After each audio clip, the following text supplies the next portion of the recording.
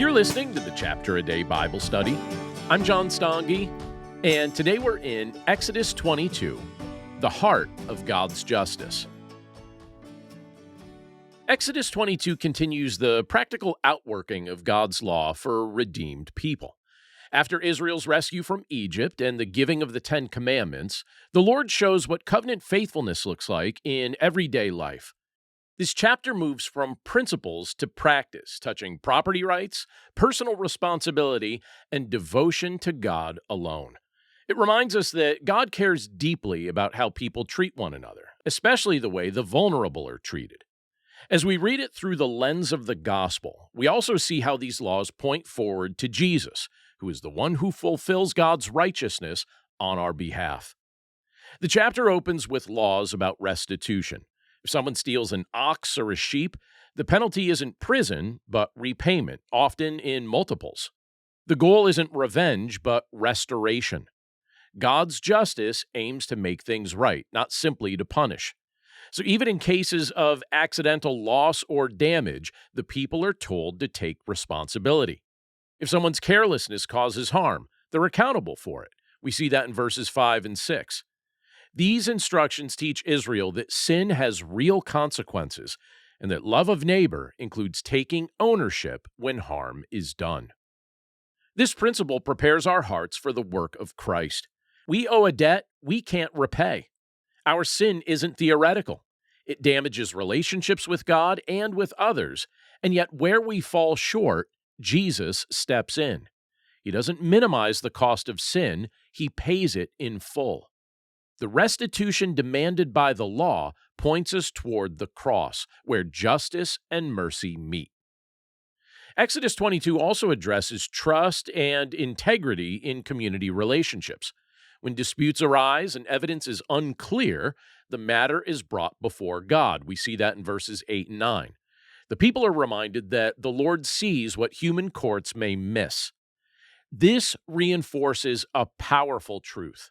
God isn't distant from everyday conflicts. He's present, attentive, and concerned with truth. Living faithfully means acting with honesty even when no one else is watching. I've often heard it said that the definition of integrity is doing the right thing when God's eyes alone are on you. Jesus later reiterates this concern for inward integrity. He teaches that righteousness isn't just about outward compliance, but about the heart. He fulfills the law by living in perfect faithfulness before the Father. And where Israel struggled to live transparently before God, Jesus succeeds. And the righteousness of Jesus is credited to us by grace through faith. Now, as the chapter continues, the focus shifts toward protecting the vulnerable. God speaks plainly about those who are often exploited. He speaks of widows, fatherless children, the poor, and the foreigner. In verse 22, we read, "You shall not mistreat any widow or fatherless child." God warns that if they're afflicted and cry out, he will surely hear their cry. We see that in verse 23. This reveals the personal nature of God's justice. He listens, he responds, and he defends those who may not be able to defend themselves. This concern flows directly into the ministry of Jesus. Throughout the Gospels, he draws near to those others might be tempted to mistreat, ignore, or take advantage of. He welcomes children, he honors women, he touches lepers, and he shows compassion to the poor. He embodies the heart of God described in Exodus 22.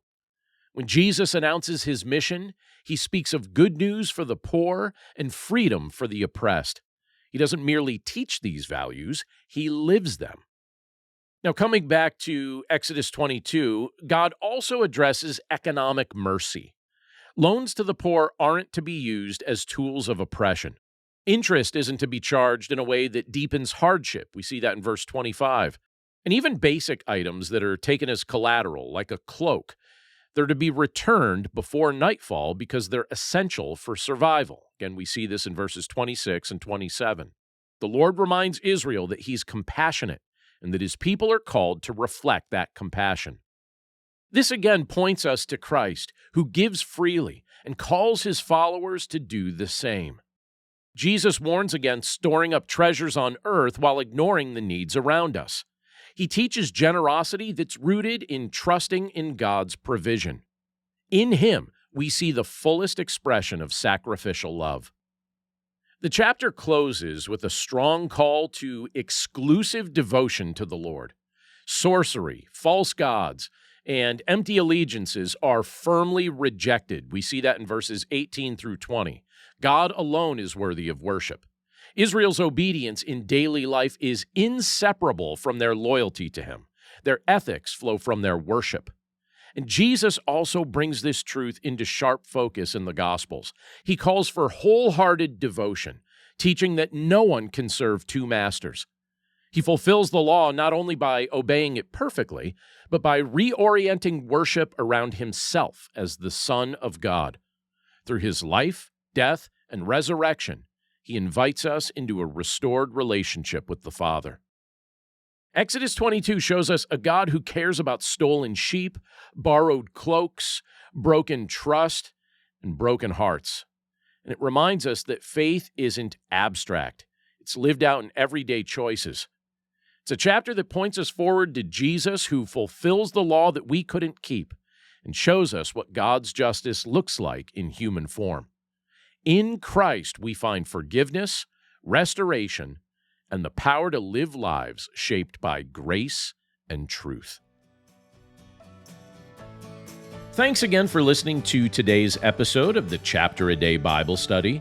For more resources to help you in your walk with Christ and your understanding of the Bible, please visit my website at BibleStudyHeadquarters.com. And if you'd like to partner with me by becoming a supporter of this ministry, you'll see a few options to do so, again, at BibleStudyHeadquarters.com or in the description of this episode. As always, thank you for your prayers, thank you for your support, and thank you for your willingness to share this content with others. Have a great day, and I'll see you again right here tomorrow.